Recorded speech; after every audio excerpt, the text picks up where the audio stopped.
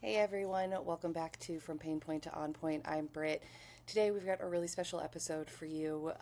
We've got SalesScreen CEO Sindre Haaland talking to CEO and founder of Evergrowth, JB Daguené, and they are talking about how sales has gotten so much harder over the years. And we're talking specifically how AI is impacting that, both in a positive and in a negative way. It's a really great conversation. I'm excited for you guys to hear it. I hope you guys enjoy it.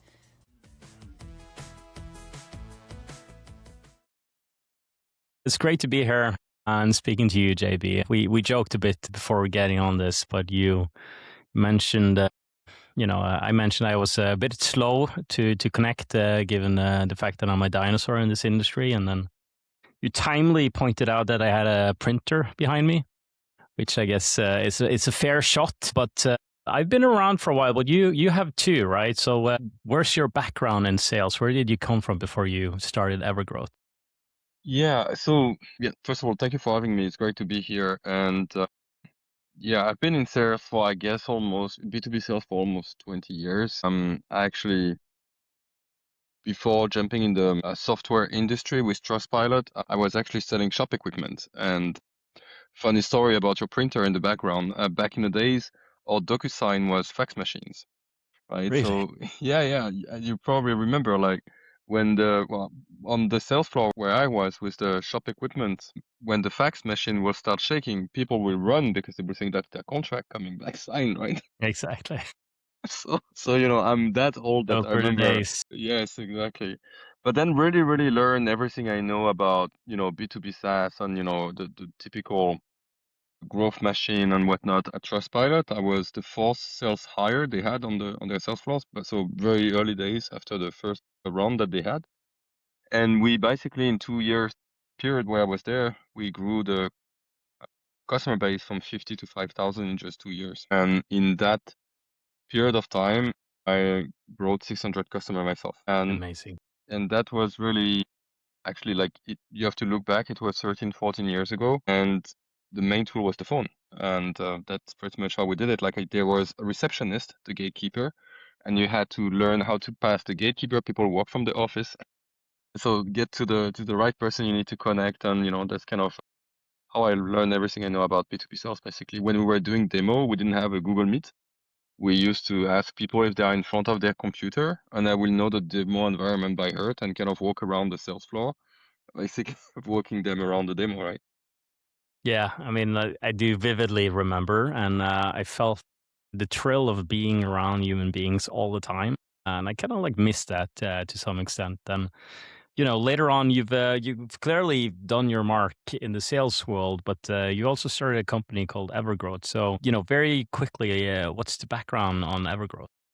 Yeah, so it's kind of all connected. Like why I was really successful at Trustpilot was because I was genuinely fascinated about the e-commerce space back then. I mean, it was, really booming. That was the next big thing at that time. And I had failed an e-commerce startup myself. So when I will talk to those very successful e-commerce marketer or entrepreneurs, I will very quickly have a peer-to-peer conversation with them instead of a sales buyer kind of a dynamic, because I will have researched their company very deeply. And that's kind of how I managed to close almost a deal a day. And then essentially, Evergrowth is really a continuation of this because after Trustpilot, I work with some investors, but also started to do some consulting and help companies implement what we call that customer-centric sales process, where the goal is to help salespeople articulate their customer problem better than their customer. And I strongly believe that if you can do this, people will believe you have their solution because you have the solution if you can explain the problem that well. And so Evergrow for many, many years was a consulting business that helped companies to do that. A big part of our business was also to outsource the research part, because typically when you sell a complex product and you need to explain your customer problem, you cannot just build lists of problems with job filters and industry and company size filter. You need to do a lot of research. So a big part of our business was to outsource the research piece. And then when AI came out, we started to build our very first version of AI agents in November 23, and we by accident created an agent that replaced our entire research team. And that's kind of how the first part of the product started to build. And today, fast forward, now we have 13 different type of agents that can support sales team with all the manual process of the top of the funnel. So typically salespeople, they will work with a team of agents to kind of automate the research part. All right. So you're pretty much the brain, I guess, and that's where we are perhaps the will. So that's a good combination. But you're truly like AI native in the sense that you've built a technology in the day and age of AI, and it's agent first, and you're seeing some crazy success these days. And I guess that kind of leads us to the first question: like, what has changed with sales today that wasn't the case, when you were selling copiers or Yeah, were working in e-commerce? yeah. I think like a few things. Like I feel like back in the days when I started selling, salespeople were the information holder. So when I used to call, you know, companies where I sold, shop equipment, or when I was selling Trustpilot, even if they were not interested in my services, they didn't have access to the information I have about, you know, their competitors or what are the trends in the market. So they will still be keen on listening to, what's going on. Nowadays, of course, salespeople are definitely not information holder anymore. Like there is way too much information for the buyers to have access to. So that's one thing that changed. Also, I think back in the days, if you had some kind of scrappy way to generate leads or data that your competitor didn't have, you had a hedge. It's 100% not the case anymore. There is a cheaper Zoom info every single week, right? And that's probably why, the Zoom info stock is not doing so well. For like, the data is basically commoditized. So that changed. What changed as well, and you probably remember that during COVID, this was not our greatest era as salespeople. We kind of doubled down on email on LinkedIn, and that also gave birth to all this generation of tools and stack that turned salespeople into button clickers. Oh yeah, sequencing tools and Yeah, another thing for sure. exactly. And then you put AI on top of all of this. I think what made the sales profession harder is that all the sales technology has been focused on improving salespeople productivity, but kind of forgot that sales is a two-way street and you have buyers on the other side of the street.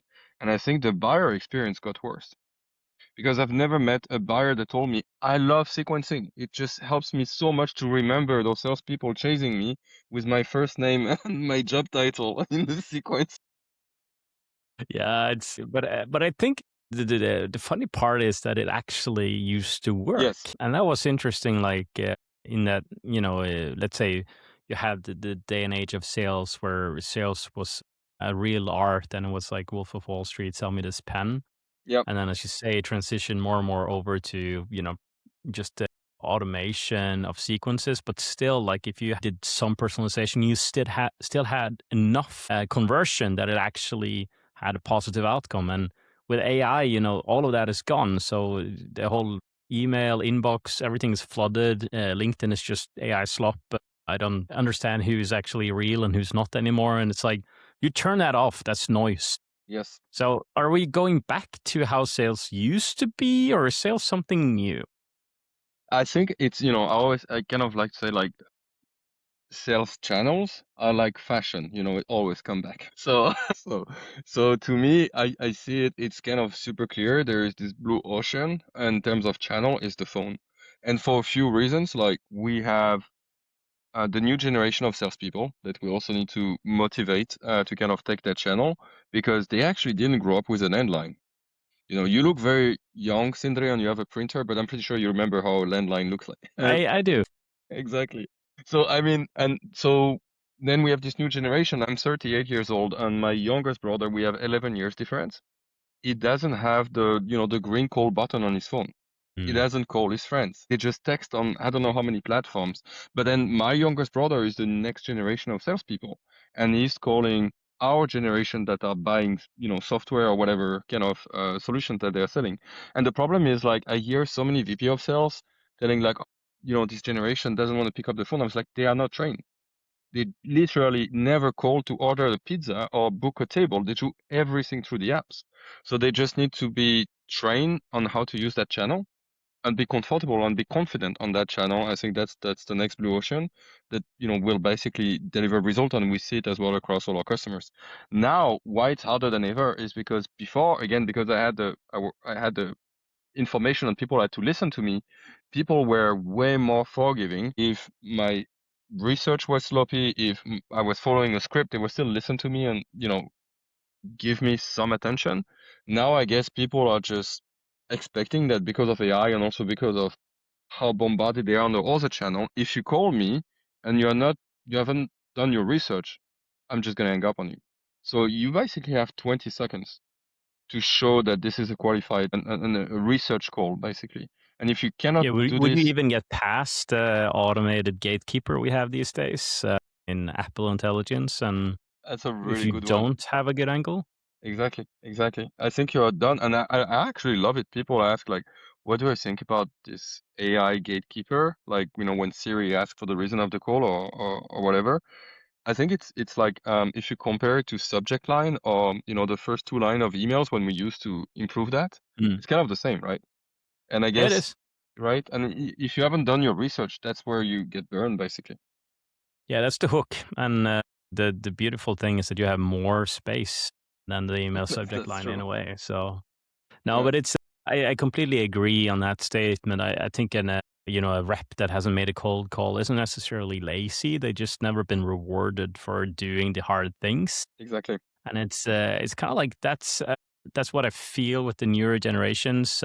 I haven't really thought about the fact that they didn't need to call a friend's house and have that awkward conversation with their mom or their dad asking where they are.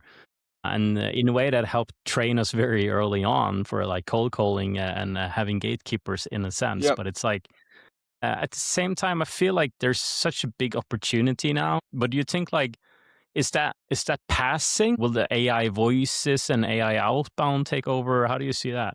So two things on the AI outbound. As far as I know, it's illegal to do AI cold calling unless you introduce yourself as an agent.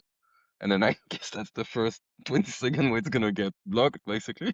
So, even in the US, it's actually illegal. So that's a big deal, right? So, and Yeah, it definitely is. not gonna happen in Europe. However, and here I'm gonna be a little bit like back to the future kind of thing. I believe that this is the future for inbound because, like, obviously you can have people accepting in the terms and condition that an AI agents will call you and whatnot. And I think the technology is actually very, very developed if you have a huge inbound volume to do proper qualification on the phone. But I also believe that this is the future for inbound for another reason. Sales is a two-way street. And if you think about the buyer needs to procure, it's really simple agentic use case. They want to buy they have a certain problem, they want to procure a certain solution, they have a budget and some specs. If you think about it, you can easily build an AI agent that will go and scan the web, do demo request, show up in a demo, and be like, I'm an AI agent, I want to procure, tell me this and this and this, and that's I think where AI will basically do AI discovery and AI disqualification on both sides, and then the humans will come after. So I think you're onto something here. So, in a sense, if you're taking on your CEO lenses and kind of looking at the future, you would go as far as to say that inbound sales is dead for humans, at least. I think as soon as the agentic buyer volume comes in, if you don't have an agentic way to qualify the inbound, you're dead. Because how can you handle so much volumes and how can you also not handle it because you might miss out on the good leads? But it's going to be way more because the AI agentic buyer, they can do demo requests with 200 companies at the same time. Yeah. No, I agree. So that leaves a lot of humans then. What do you think about, outbound sales? And is outbound sales going to also be saturated and noise in the end? Like, are we going to get too many cold calls or Look, I think what's it's all. happening there? So for sure, I think people are going to double down on calling, but at the end, I think we're going to work with leaner, more performing sales team because at the end, like sales is, it's still like a performance game, right? And if you are not hitting your quota, and if you look at the pavilion numbers, like last year, I think it was 78 or 79% of the reps that didn't hit their quota. So I think we're going to have leaner sales team, but way more, I like to call them augmented. So it's kind of going to regulate itself and basically make only the good reps are basically going to call the good leads. I mean, this is La La Land, but hopefully that's where we're going to end up and it's going to help the sales profession, right? Yeah. No, I think I think in a way, like the future of sales is gonna filter out a lot of the people that was able to skate by in sales, but can't anymore because in a way AI is making, as you say, all the knowledge of the world, the personalization.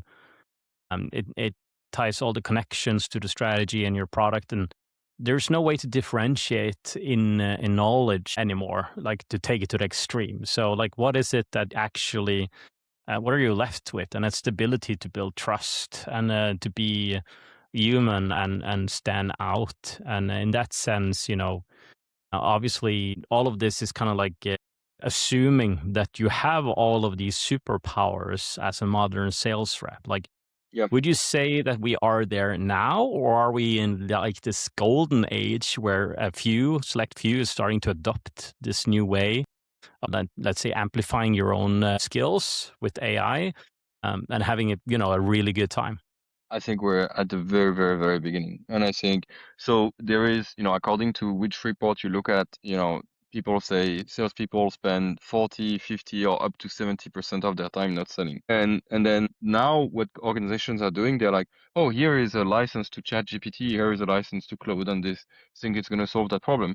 But then what happens is that now you have reps spending 50% of their time talking to Claude, still not selling. So it like if we keep AI as a chat interface, this is not truly agentic. You didn't give a digital colleague or a digital team to your team that makes them more productive. So I think we're still at the very, very beginning, which is exciting and also scary, I guess, for some people, that AI is gonna augment and the team, and then if it augments the team, who do you keep, right? Do you keep your A players or do you keep your B players? What is agentic sales? You mentioned that. Yeah, so that's a good question. I think agentic is a keyword that you see everywhere, and there is no common definition, right? In our world, agentic means that you have digital colleagues. So, and I truly believe that very, very soon, not just in sales, you are going to introduce your team as a hybrid. Like you're going to say, oh, we are 10 salespeople, 82 agents. And that's going to be very, very common to literally count the agents as part of your team. So let's say if you use Claude, you're not agentic. You have an AI assistant, which is probably the most intelligent assistant you ever work with, but it's not a digital colleague, right? What is a typical digital colleague in your company today? So to me, a digital colleague is an agent that you can give a task either on one-to-one, and it can go and complete the task and tell you when it's done. Or it's an agent that you can schedule to run multiple tasks, or it's an agent that you can schedule to run a task with another agent. And, on a one-to-one basis, right? So you can make them work together and they're specialized at doing something very specific. What's your favorite sales agent?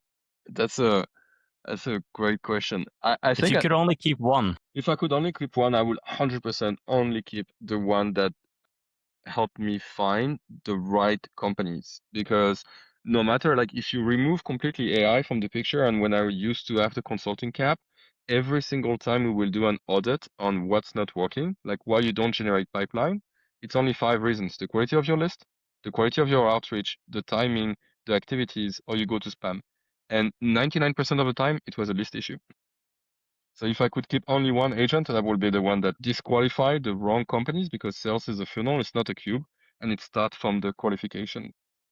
Yeah, agreed. It's always been the main pain point when thinking about outbound in B2B sales. Yeah, And especially if you're a company with a big TAM, or like you can sell to virtually anyone, yeah, like that becomes the golden thing. Like if you're able to dissect your very big market into the few that is actually thinking about you right exactly, now and is relevant, that's the superpower. exactly, exactly. But we're talking about like the new way of selling, and you just mentioned a very real use case where AI can help tremendously in B2B sales. But it's like, how would you say, what is the new way of selling and what is the old way of selling? Yeah, I think so I will put it in two different aspects, because sales has evolved so much, right? So if we kind of disregard that in some kind of ways, sales has evolved into having people clicking button, which I don't qualify it as a way of selling. Like salespeople don't just click buttons, right? But I feel like the old way of selling like to me, successful salespeople that sell a complex product, they will deeply understand their customer and they will deeply research them in order to have meaningful conversation. And I feel that now the best salespeople, they are able to understand that all of that knowledge they have that require that manual research and manual preparation to kind of do the proper outreach can be used to train agents. And that's kind of how they think, like, if I can do this manually and if I can take screenshot and train an intern to do it, I can actually train an agent to do it. Yeah, you can. And what's the consequence of that in, let's say, a typical B2B SaaS company, maybe making around 10 million ARR? What is the consequence of having something like that in your org? So the consequences is actually quite simple. Is once you have trained the agents to truly reproduce what salespeople or your best salespeople will do manually to perform, you literally, according to again how complex that part was, increase their productivity from 3 to up to 10x. So you can essentially keep on growing by just improving the efficiency of your existing headcount. And so essentially cost of revenue, your margin, like cost to acquire customer, all of that becomes way more attractive. What becomes the bottleneck in that sense? Yeah, that's a great question. I think the bottleneck is really the digital transformation that it requires because, all of us in sales have been using software for the past 20 years to improve our productivity. And the promise of software was that if you update your system of record, you're going to become more productive because yourself created a task to follow up on, your stuff, right? Mm. And, some salespeople will adopt that. They will update their pipeline and they will be more productive, but the way you work with agents is very different. You need to give work to your digital colleagues, and no one has ever done this before.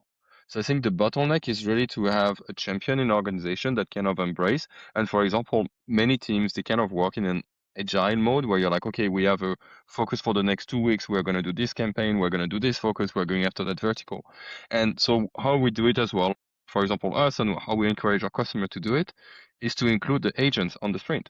So to be like, hey, if we do this, what agents are we going to use to do this? Do we have the right agents to do that? Which workflow do we need to schedule? Which workflow do we need to create? Which one we don't have, right? Thinking that your agents are basically part of your team and you actually talk about them when you plan whatever strategies, right? Yeah. No, it's becoming a big deal, and I almost feel like we're slow to adopt this, let's say, new way of selling with agents. But at the same time, the more I talk to other CEOs and companies out there, it's clear to me that most people have not even understood what an agent is, and they're not leveraging these capabilities at all. So if you're, let's say a CEO, a head of sales, a founder, and you're listening to this and thinking like, oh, we need to get going with this, let's say, new AI toolkits or way of selling, like, where do you start? It's a great question. So I have this quadrant that I use to help our customer answer this question because like there is a few problems that every single sales team has is that in order to increase sales team productivity for the past 20 years, they've been adding a lot of softwares that overlap a lot with one another. So I typically ask them to look at what are the multi-user data-driven software, what are the single user data-driven or AI automation software, what are the context-driven, which is like AI assistant, and then the quadrants that's going to be left on the top right hand corner is going to be where they're going to basically build the agents that they need that can replace part of that stack and help them, transform their team. Okay, so like for We should a let typical client, then, like, what kind of work are we talking about? Like, they should replace first? Is it list building, or yeah is it something easier? Yeah, 100%. Like typically, again, like if you think about the Zoom info of this world or the typical databases or the LinkedIn Sales Navigator, like they had a really good value proposition before AI where they give you access to a curated database that salespeople will filter. That's typically what agents can do very, very well and even better. Because instead of filtering with keywords, Like the example I always take about the limitation of databases is the CPO job title, because CPO means Chief People, Chief Procurement, and Chief Product Officer. And if you target CPO, it's a really big problem for you because of all this different background that a CPO can have. And that's where the AI will be far superior because it will be able to tell like, well, because that person have HR background, it's not the CPO you look for if you target product people, right? And typically, again, that's the type of example that when salespeople do this work, they don't add value. They really just clean a list. And that's that's one part where you see like, okay, this is my multi-user data-driven stack that I can replace with AI. That makes a ton of sense, especially if you're thinking about like the revenue operation side of selling in the new time and era. But let's say you're just a regular Joe, you're working with insurance sales, you're a real estate agent, something like that. And obviously the sales is a big part of your day to day. Like how does AI augment and how does it change your schedule? That's a good point. So if you are more like, exactly on this high velocity where you have RevOps kind of as the power user prepping the list, you typically target a huge pool of potential accounts. And before, like the only way we could kind of push the accounts was based on typical features like industry, company size, and whatnot, and just give it to the reps. And maybe sometime they'll get lucky and they'll get a really good leads, and sometime they won't, and they cannot really interfere. So now what you can do is you can use agents to research those accounts. And based on the amount of research that come back positive, and just to give you an idea, like you could research if a company is having a job ads that mention a specific initiative, or you could see if a company is expanding, or if a company had some fine recently, or whatever is relevant for you, and then prioritize the accounts based on the amount of research that came back positive. So then your reps will have a higher chances to hit the right company at the right time with the right context. Okay, yeah, I'm completely on board with that, and it's like if I have to think about like a thing or two that you could go back and implement today. Let's say you're working at an enterprise. That enterprise has, they're pretty slow, so they haven't even bought Claude or anything like that yet. They're still working with Microsoft Copilot and things that really is incredible how much you can get help to rewrite your emails. And it's like, if that's your day to day, like, is there any let's say superpowers that they could get because of AI, even though they work in an enterprise?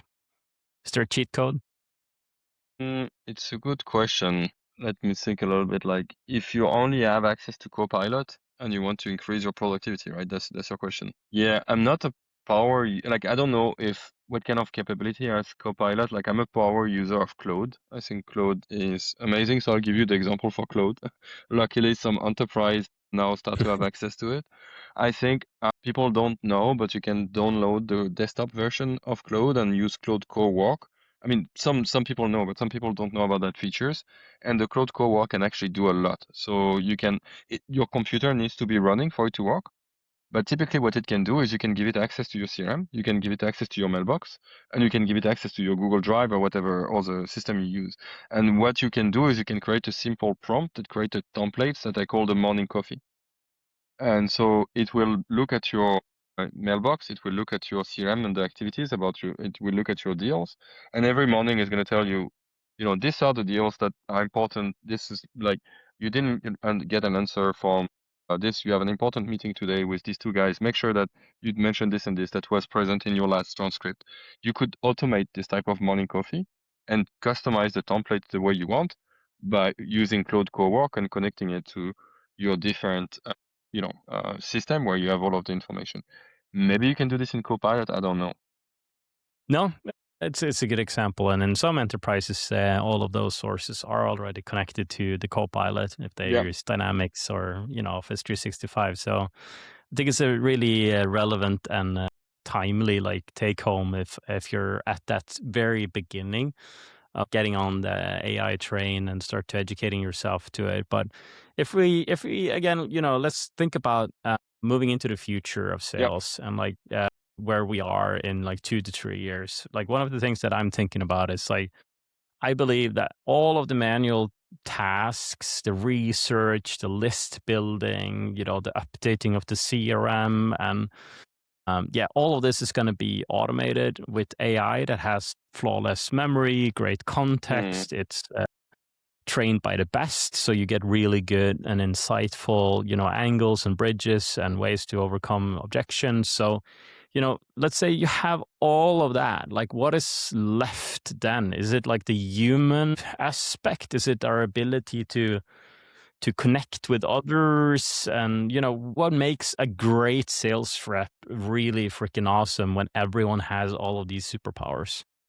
I think it's that, and I think exactly like people will still want to buy from human, but they will want to buy from human that have access to, all the context. Like people will be shocked if you show up to a meeting and you kind of ask like, so, who is in charge of what in the room?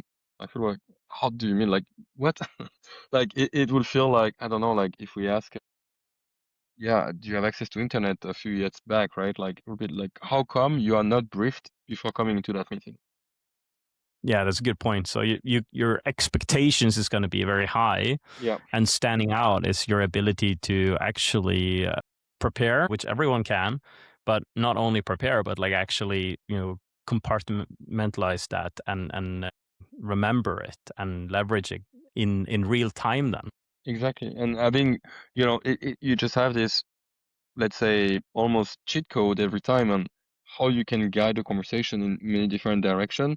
Again, according to how complex your product is, how complex the buying committee is, and how you can ask or frame the right questions to end up in a point where you are talking value very quickly. yeah, And I think so also for the buyer, it's good experience, right?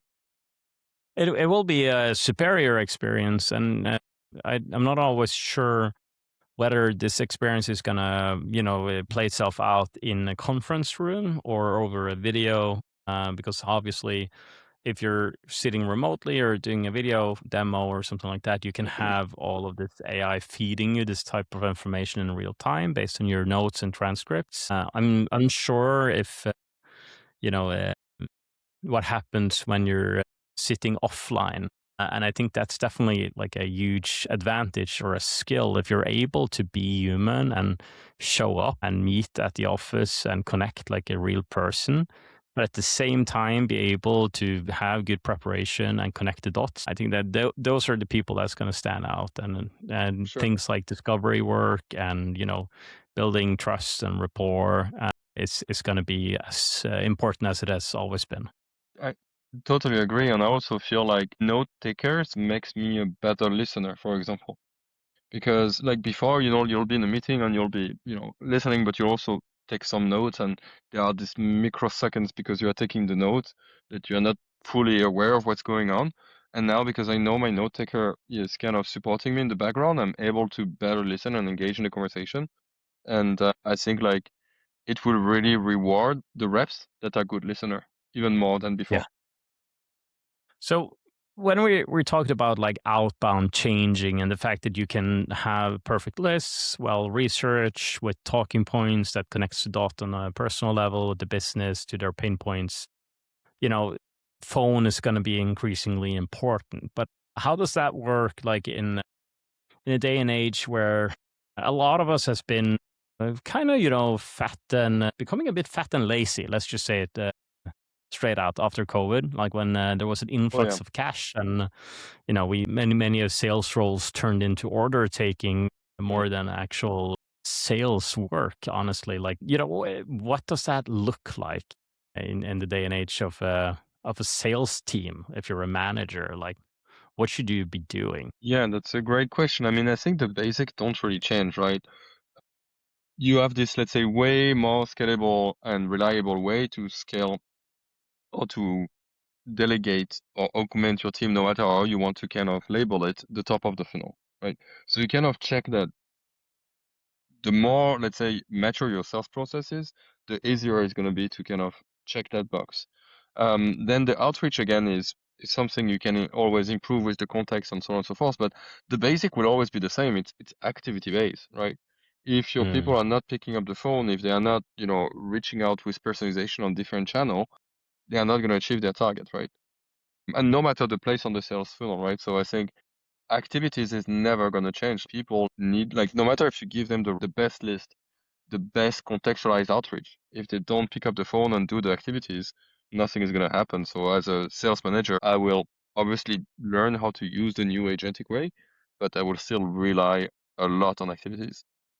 Yeah, obviously that's why we exist as well. Like we firmly believe in that. At the end of this, let's say, mini revolution that we're experiencing right now, which is taking quite a lot of attention, even for our own business. But I'm Yeah. sure most of our clients and everyone else is this is top of mind for them. How can you orchestrate and become that modern sales org? But like once you've completed that, it's going to be similar to what we saw during COVID when Mm-hmm. everyone was focused on, oh, I need to get Zoom or I need to get Teams. Like there was like this void in time where nothing else mattered. And I'm feeling that's what we're experiencing right now with AI. You need to jump on that. You need to start to learn, adopt, and work agentic. But once that dust is settled, you still need to have that baseline of activity. You still need to do the actual hard work, and perhaps you can't even hide anymore. That's the difference I feel with AI now infusing sales. It's like you can't hide yourself and be busy because AI has taken all of that away. So you should be going out there and doing the hard work, which you will constantly be faced with rejections, with pushbacks, and really tough days. So I'm excited for that day and age, but I still think like activity in the end is still extremely top of mind. Yeah, 100%. And I'm a salesperson. Like, obviously, I build my own company and whatnot, but I always categorize myself as a salesperson. I still do cold calls. I love, like, I think it's important to show to the team that you can still do it and so on. Like, and I love, using the playbook that my team is creating. And I feel like they are really, really smart. So I just wanted to say that I'm still a salesperson, but I also think that salespeople, us, are the best at having excuses, right? Excuses for not picking up the phone. Excuses for I forgot to follow up because I had to, do this research, or I was too busy Oh yeah, of preparing that course. meeting or whatever. And I understand why, because I'm still doing sales as well. But like you said, AI is going to remove all of these excuses because AI will build a list for you. AI will build a script for you when you call, or the talk track, or AI will tell you who to follow up on and what to follow up with. So all of these excuses are going to be gone, and people that love executing like myself and all the top performers, they'll just love it. They'll be like, let's go. Like, that's it. I just need to go and pick up the phone.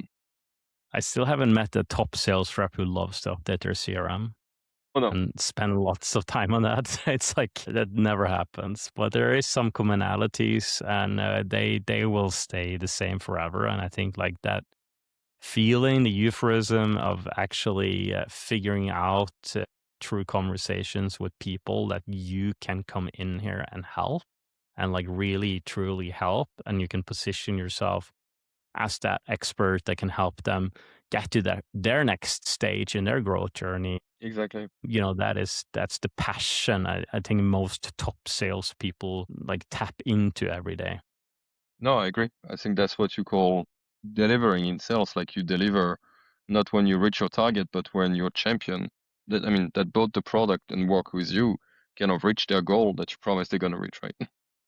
And How do you think though, let's say if you have AI monitoring your every single movement, like how is that going to take a toll on people? Are we going to see more burnouts, more people kind of like, getting exhausted by this, or? I don't know. It's a good question. And I think in sales, we are just at the very beginning, right? But I've heard from another CEO that this is starting to happen in engineering, where, for example, in our company, like, we ship 95% of our code with AI.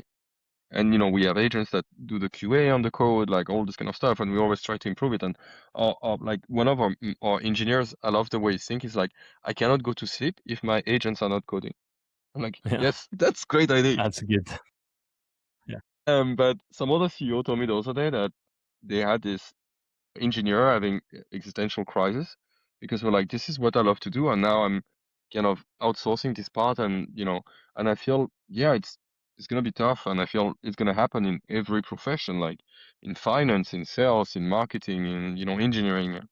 And yeah, I'm not too sure what's the best way to deal with it, but it's like every change, I'm a French person. We go on strike at every single rumors of change, like Every summer, yeah, every summer. coincidentally.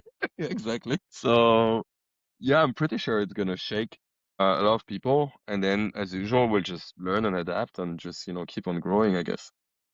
What kind of new roles do you think is going to be critical in a modern sales team the next couple of years? I don't know if it's like we love inventing roles, right? So, SDRs, like we used to call them inside sales, and inside sales became different on whatever, right? Now we have GTM engineers and whatnot. So I don't know if it's going to be a new role per se, or it's just going to be the new function of RevOps or someone else on the team, but we will definitely need someone to manage the agents. Yeah. And what does managing agents look like in the sales team? So the same way, like again, if you treat them as digital colleagues or let's say your most intelligent interns on the team that you ever work with, like they need feedback, right? You train them, and then maybe your playbook changes, right? So like you need to kind of adjust the training, or you launch a new product, or you rebrand some feature, like you need to update it, and it's not a lot of work. Like I mean, all of it is kind of connected, but you need someone that owns it to kind of make sure the knowledge of the agent stays up to date or improve, or you sunset some of them, you create some new one and whatnot. You mentioned the playbooks might be changing, and one of the things that I've been thinking about with AI-powered sales work is the fact that you could, in theory, record everything. You can have note takers these days, even on your desk, and when you're recording everything, like, is it possible to feed that back into like a central intelligence that keep on refining the playbook and kind of like the more you work, the more conversations you have, the better you are at overcoming, whatever objections they have, and you're basically just becoming better as a sales team? The short answer is technically yes, it's possible, but since very recently, because we call it the input basically. So in the input of whatever LLM you use, you have a certain number of tokens. And before it was limited, let's say, to hundreds of thousands. And now we have models that allows you to push millions of tokens and be able to work with that amount of token. Now, the next question is the models that are able to do this, they are actually very expensive. The cost per token is crazy. So I feel like right now it is still more affordable to have people deciding what do they want to kind of update the agents on manually rather to have it run on autopilot because of the cost of consuming and updating all of those tokens is today with the technology. That being said, the frontier model today are so intelligent that the model right below the frontier model are actually becoming more and more affordable, and their context window is also increasing. So that's a very technical answer. So it's technically possible. I don't think it's economically feasible yet to really put it on But autopilot. this is okay. Let's be extremely technical for a second. And, there's this surge now of open source models, especially from, I would say, China and also to some extent the US. And on top of that, you also see, not foundational models built for niches. So like you have, do you think there's going to like exist either an open source or even like a prime foundational model that is just built around sales calls? I think it makes total sense. Yeah, me too. Maybe that's something to build a future company there, maybe. So Yeah, exactly. I think it makes total sense, and it would be theoretically way more affordable, right? yeah, I could definitely be. And if you switch between the models and you mainly use the open source foundational sales model, and then you use the frontier for things that are new, it could be very viable. But we're not going to scare people off Yeah. just now. So I feel we can end on that note. No, it's good conversation. When are we going to make a foundational sales model that's open source and European, JB? Yeah, let's I don't know, let's grab Next a beer business? and discuss this. Yeah. Yeah, that's definitely something that I think would kind of take off. Yeah, definitely. Oh well, it was great Chatting with you, JP, you're very knowledgeable and you have a very strong acumen within the space of everything's happening in AI and agentic sales. So I hope this can land well with our audience and many tidbits that we can pick from at least. Yeah, likewise. I appreciate you guys having me and giving me the space to share that. So it was a good conversation. Yeah, thank you.